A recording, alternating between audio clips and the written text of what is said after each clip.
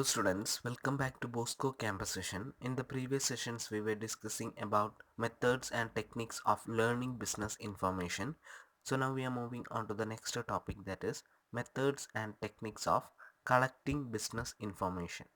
So in this session we will discuss about primary data and the different methods of collecting primary data. So as we know, the term information is used to refer processed data, and data means a collection of facts and figures related with a particular area from which information can be obtained.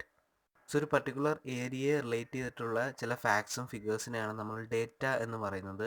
ഈ ഡേറ്റേനെ further process ചെയ്തിട്ടാണ് അതിൽ നിന്ന് നമ്മൾ informations derive ചെയ്യുന്നത്. So the further information is obtained from processing the available data. So data is mainly classified into two, that is primary data and secondary data. So first we will look into primary data. Primary data are those data which are collected for the first time and are original in character. They are in the nature of raw materials. So data മെയിനായിട്ടും രണ്ട് ടൈപ്പാണ്, primary data and secondary data. So primary data എന്ന് പറയുന്നത് ആദ്യമായിട്ട് നമ്മൾ collect ചെയ്യുന്ന ഡേറ്റയാണ് primary data എന്ന് പറയുന്നത്. ഒരു സെക്കൻഡറി സോഴ്സ് ഓഫ് ഇൻഫർമേഷനെ ഡിപ്പെൻഡ് ചെയ്യാതെ നമ്മൾ നേരിട്ട് ഇറങ്ങി ചെന്ന് ഓരോ കാര്യങ്ങളും ചോദിച്ച് മനസ്സിലാക്കി കളക്ട് ചെയ്യുന്ന ഡേറ്റയാണ് primary data. They are in the nature of raw materials. ഈ ഒരു സ്റ്റേറ്റ്മെൻറ്റ് വേറൊന്നും കൊണ്ടല്ല പറയുന്നത്, റോ മെറ്റീരിയൽസ് നമ്മൾ ഫർദർ പ്രൊഡക്ഷന് വേണ്ടി യൂസ് ചെയ്യുന്ന മെറ്റീരിയൽസ് ആണ്. സോ റോ മെറ്റീരിയൽസ് പോലെ തന്നെ ആരും യൂസ് ചെയ്യാത്ത ഫർദർ പ്രോസസ്സിങ്ങിന് വേണ്ടി യൂസ് ചെയ്യുന്ന ഡേറ്റയാണ് പ്രൈമറി ഡേറ്റ എന്ന് പറയുന്നത്. And there are different methods of collecting primary data. Some of them are survey method, observation method, interview method, focus group interview method. So the main methods of collecting primary data are survey method, observation method, interview method, and focus group interview method. So we will look into each of these methods one by one in detail. The first one is survey method. A survey refers to brief interviews and discussions with individuals about a specific topic. The survey method is the technique of gathering data by asking questions to people who are thought to have desired information. So ഒരു specific ടോപ്പിക്കിനെ കുറിച്ച് ഇൻഡിവിജ്വൽസുമായിട്ട് നടത്തുന്ന ചെറിയ ഇൻ്റർവ്യൂസും ഡിസ്കഷൻസും അതിനെയാണ് നമ്മൾ survey എന്ന് പറയുന്നത്. ഒരു vast amount of data ഒരേ സമയം കളക്ട് ചെയ്യാൻ പറ്റുന്ന ഒരു ടെക്നിക്കാണ് സർവേ മെത്തേഡ് എന്ന് പറയുന്നത്. സോ നമ്മൾ സ്റ്റഡി ചെയ്യുന്ന ആ പർട്ടിക്കുലർ ടോപ്പിക്കിനെ കുറിച്ച് ഇൻഫോർമേഷൻസ് തരാൻ കഴിയുന്ന ആൾക്കാരോട് പലതരത്തിലുള്ള ക്വസ്റ്റ്യൻസ് ചോദിച്ചുകൊണ്ട് സ്റ്റെപ്പ് ബൈ സ്റ്റെപ്പായിട്ട് ഓരോ ഡേറ്റയും ഗ്യാദർ ചെയ്തുകൊണ്ടാണ് സർവേ മെത്തേഡ് കണ്ടക്ട് ചെയ്യുന്നത്. സോ ഇത്തരത്തിൽ ഡേറ്റാസ് ഗ്യാദർ ചെയ്യാൻ വേണ്ടിയിട്ട് സർവേ മെത്തേഡ്സിൽ യൂസ് ചെയ്യുന്ന ഒരു ഇമ്പോർട്ടൻറ്റ് ടൂളാണ് ക്വസ്റ്റ്യനേഴ്സ് എന്ന് പറയുന്നത്. സോ സർവേ മെത്തേഡിൽ യൂസ് ചെയ്യുന്ന ഒരു ഇമ്പോർട്ടൻറ്റ് ടൂളാണ് questionnaires. A questionnaire is a series of questions for the purpose of gathering information from respondents. So നമ്മൾ നേരത്തെ പറഞ്ഞു, നമ്മുടെ ടോപ്പിക്കിനെ കുറിച്ച് നല്ല അറിവുള്ള വ്യക്തികളെ അപ്രോച്ച് ചെയ്ത് അവരോട് പലതരത്തിലുള്ള ക്വസ്റ്റ്യൻസ് ചോദിച്ചുകൊണ്ടാണ് നമ്മൾ ഡിഫറെൻറ്റ് ഡേറ്റാസ് കളക്ട് ചെയ്യുന്നത്. സോ നമുക്ക് ആ പർട്ടിക്കുലർ ഡേറ്റ അല്ലെങ്കിൽ ഇൻഫർമേഷൻ പ്രൊവൈഡ് ചെയ്യുന്ന വ്യക്തികളെയാണ് നമ്മൾ റെസ്പോണ്ടൻസ് എന്ന് പറയുന്നത്. സോ ഈ റെസ്പോണ്ടൻസിൻ്റെ നിന്ന് ഇൻഫർമേഷൻസ് ഗ്യാദർ ചെയ്യാൻ വേണ്ടിയിട്ട് അവരോട് ചോദിക്കുന്ന ഒരു സെറ്റ് ഓഫ് ക്വസ്റ്റ്യൻസിനെയാണ് നമ്മൾ ക്വസ്റ്റ്യനെയർ എന്ന് പറയുന്നത്. So a questionnaire contains a series of questions designed to gather particular information. It is used in different fields like business, sciences and social sciences. So എല്ലാ ഫീൽഡിലും ഒരേപോലെ ഉപയോഗിക്കുന്ന ഒരു ടൂളാണ് ക്വസ്റ്റ്യനെയർ എന്ന് പറയുന്നത്.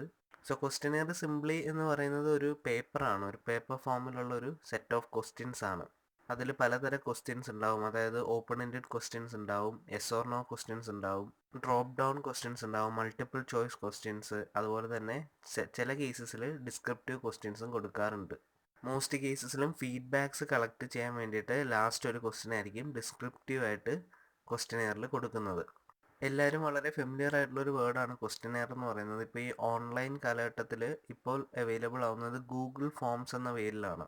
മുമ്പൊക്കെ ക്വസ്റ്റ്യനേഴ്സ് ടൈപ്പ് ചെയ്ത് അത് പ്രിൻ്റ് എടുത്ത് പിന്നെയാണ് ഓരോ റെസ്പോണ്ടൻസിന് കൊണ്ട് കൊടുത്ത് അതിൽ നിന്ന് ഡേറ്റ കളക്ട് ചെയ്യുന്നത്. ഇപ്പോൾ അങ്ങനെ പ്രിൻ്റ് എടുക്കേണ്ട ആവശ്യമൊന്നുമില്ല. ഗൂഗിൾ ഫോംസ് വഴി നമുക്ക് ക്വസ്റ്റ്യൻസ് ക്രിയേറ്റ് ചെയ്തിട്ട് ലിങ്ക് മെയിലിലും വാട്സാപ്പിലും ഒക്കെ ഷെയർ ചെയ്ത് ഉടൻ തന്നെ ഇൻഫോർമേഷൻസ് കളക്ട് ചെയ്യാവുന്നതാണ്. So it is a document which consists of questions along with their answers prepared by the researcher and send it to the respondents through mail. So ഞാൻ നേരത്തെ പറഞ്ഞ പോലെ തന്നെ ക്വസ്റ്റ്യനെയർ എന്ന് പറയുന്നത് ഒരു easy way of data gathering ആണ്. ക്വസ്റ്റ്യൻസിൻ്റെ കൂടെ തന്നെ അതിൻ്റെ ആൻസേഴ്സ് ഉണ്ടാവും. ജസ്റ്റ് നിങ്ങളുടെ ഒപ്പീനിയൻ അതിൽ നിന്ന് സെലക്ട് ചെയ്ത് കൊടുത്താൽ മാത്രം മതിയാവും. So next we will look into the main advantages and disadvantages of a questionnaire. The first advantage is that questionnaires are really inexpensive when they are handled properly. So ഓരോ ക്വസ്റ്റ്യനേഴ്സും നമ്മൾ പ്രോപ്പറായിട്ട് handle ചെയ്യുകയാണെങ്കിൽ നമുക്ക് unnecessary കോസ്റ്റൊക്കെ cut ചെയ്ത് അതൊരു inexpensive ആക്കി മാറ്റാനായിട്ട് സാധിക്കും. നോർമലി തന്നെ ക്വസ്റ്റ്യനേഴ്സിന് വലിയ ചിലവൊന്നും വരുന്നില്ല. ജസ്റ്റ് അതിൻ്റെ പ്രിൻ്റ് ഔട്ട് എടുക്കുന്ന ചിലവേ ഉള്ളൂ. ഇപ്പോഴത്തെ കേസസിൽ ആ ഒരു ചിലവ് പോലും ഇല്ല. ബിക്കോസ് ഗൂഗിൾ ഫോംസ് ഒക്കെ അവൈലബിൾ ആയതുകൊണ്ട് നമുക്ക് പ്രിൻ്റ് എടുക്കേണ്ട ആവശ്യമില്ല. ഓൺലൈനായിട്ട് ലിങ്ക്സ് പ്രൊവൈഡ് ചെയ്താൽ മതി. Next advantage is that it is an effective method to get an opinion from a large number of people. So ഒരേ സമയം എത്ര ആൾക്കാർക്ക് വേണമെങ്കിലും ക്വസ്റ്റ്യനേഴ്സ് ഡിസ്ട്രിബ്യൂട്ട് ചെയ്ത് ഡേറ്റ ഗ്യാദർ ചെയ്യാൻ പറ്റുന്ന ഒരു എഫക്റ്റീവ് ടെക്നിക്കാണ് collection of data through questionnaires എന്ന് പറയുന്നത്. നമ്മുടെ സ്റ്റഡിയുടെ ആവശ്യാനുസരണം 50, 100, 200 പേർക്ക് വേണമെങ്കിലും ക്വസ്റ്റ്യനേഴ്സ് ഒരേ സമയം കൊടുത്ത് അവരുടെ ഒപ്പീനിയൻസ് കളക്ട് ചെയ്യാവുന്നതാണ്. Next one is that the formats for most type of questionnaires are common to the common people irrespective of the status. So ക്വസ്റ്റ്യനേഴ്സിനെ സംബന്ധിച്ച് അങ്ങനെ വേർതിരിവൊന്നുമില്ല. റിച്ച്, പുവർ, എംപ്ലോയിഡ്, അൺഎംപ്ലോയിഡ് അങ്ങനെ സ്റ്റാറ്റസിൻ്റെ വേർതിരിവൊന്നുമില്ല. എല്ലാവർക്കും ഒരേ ഫോർമാറ്റിലുള്ള ക്വസ്റ്റ്യനേഴ്സ് ആയിരിക്കും നമ്മൾ പ്രൊവൈഡ് ചെയ്യുന്നത്. സോ നമ്മുടെ മെയിൻ ഫോക്കസ് എന്ന് പറയുന്നത് നമ്മുടെ സ്റ്റഡിക്ക് വേണ്ടിയിട്ടുള്ള ഇൻഫോർമേഷൻസ് കളക്ട് ചെയ്യുക എന്നതാണ്.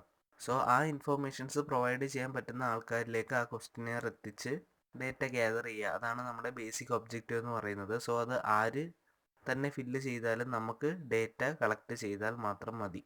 സോ മിക്ക ക്വസ്റ്റ്യനേഴ്സും അതുകൊണ്ട് തന്നെ ഒരു കോമൺ ഫോർമാറ്റിലാണ് അവൈലബിൾ ആകുന്നത്. അതുകൊണ്ട് തന്നെ അത് ഈക്വലി അക്സെപ്റ്റബിൾ ആണ്. So these are the three main advantages of questionnaires. Next we will look into some of the disadvantages of questionnaires. The first one is that the result for questionnaires are based only on the type of question being asked. So ഈ questionnaire മെത്തേഡിൽ ഏറ്റവും important ആയിട്ടുള്ള കാര്യം എന്ന് പറയുന്നത് നമ്മൾ ചോദിക്കുന്ന questions ആണ്. സോ എന്തെങ്കിലും വാല്യൂ ഉള്ള ഒരു ക്വസ്റ്റ്യൻ ചോദിച്ചെങ്കിൽ മാത്രമേ അതുപോലുള്ള ഒരു റിസൾട്ട് നമുക്ക് കിട്ടുകയുള്ളൂ. പ്രോപ്പറായിട്ടുള്ള കോമൺ ഫോർമാറ്റ് ഫോളോ ചെയ്ത് നമ്മുടെ ടോപ്പിക്കിനെ ഫോക്കസ് ചെയ്തിട്ടുള്ളതായിരിക്കണം ക്വസ്റ്റ്യൻസ് എന്ന് പറയുന്നത്. If the questions are not asked properly then the questionnaire seems to be totally unuseful. Next, the response rate may be poor in questionnaires if people do not have time or they don't feel any importance in answering them. So റെസ്പോണ്ടൻസിൻ്റെ ടൈമും ക്വസ്റ്റ്യനേഴ്സിൻ്റെ കാര്യത്തിൽ ഒരു വലിയ ഫാക്ടറാണ്. So നമുക്ക് questionnaires എത്ര ആൾക്കാർക്ക് വേണമെങ്കിലും കൊടുക്കാം, പക്ഷേ അത് ഫില്ല് ചെയ്യുന്നത് അവരുടെ ടൈം അനുസരിച്ചിരിക്കും. ചിലവർ സമയക്കുറവ് മൂലം പ്രോപ്പറായിട്ട് ക്വസ്റ്റ്യൻസ് വായിച്ച് നോക്കാതെ ജസ്റ്റ് എന്തെങ്കിലുമൊക്കെ ടിക്കിട്ട് തരും. ചിലവർ ആ ക്വസ്റ്റ്യനേഴ്സിൻ്റെ തുടക്കത്തെ ക്വസ്റ്റ്യൻസ് തന്നെ വായിക്കുമ്പോൾ അതിൽ വലിയ ഇമ്പോർട്ടൻസ് ഒന്നും ഇല്ല എന്ന് കരുതി ആൻസർ ചെയ്യാതെ തന്നെ തിരിച്ചു തരും. സോ ക്വസ്റ്റ്യനേഴ്സിൻ്റെ റെസ്പോൺസ് റേറ്റ് എന്ന് പറയുന്നത് അതിൻ്റെ വലിയൊരു ലിമിറ്റേഷൻ തന്നെയാണ്. Next one is that the method is not flexible.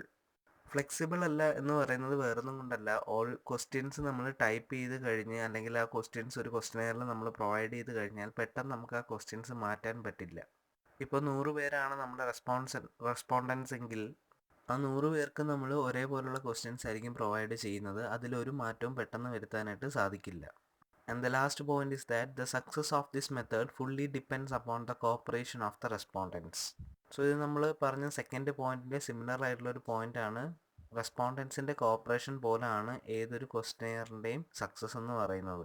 So ഇപ്പോൾ ക്വസ്റ്റ്യനെയർ ഉപയോഗിച്ചിട്ടാണ് നമ്മൾ സർവേ കണ്ടക്ട് ചെയ്യുന്നതെങ്കിൽ അതിലെ റെസ്പോണ്ടൻസ് നന്നായിട്ട് കോപ്പറേറ്റ് ചെയ്തെങ്കിൽ മാത്രമേ നമുക്കതിൻ്റെ കറക്റ്റ് ഇൻഫോർമേഷനും ഡേറ്റാസും ഒക്കെ കളക്ട് ചെയ്ത് ആ മെത്തേഡ് ഒരു സക്സസ്ഫുൾ ആയി എന്ന് പറയാൻ സാധിക്കുകയുള്ളൂ.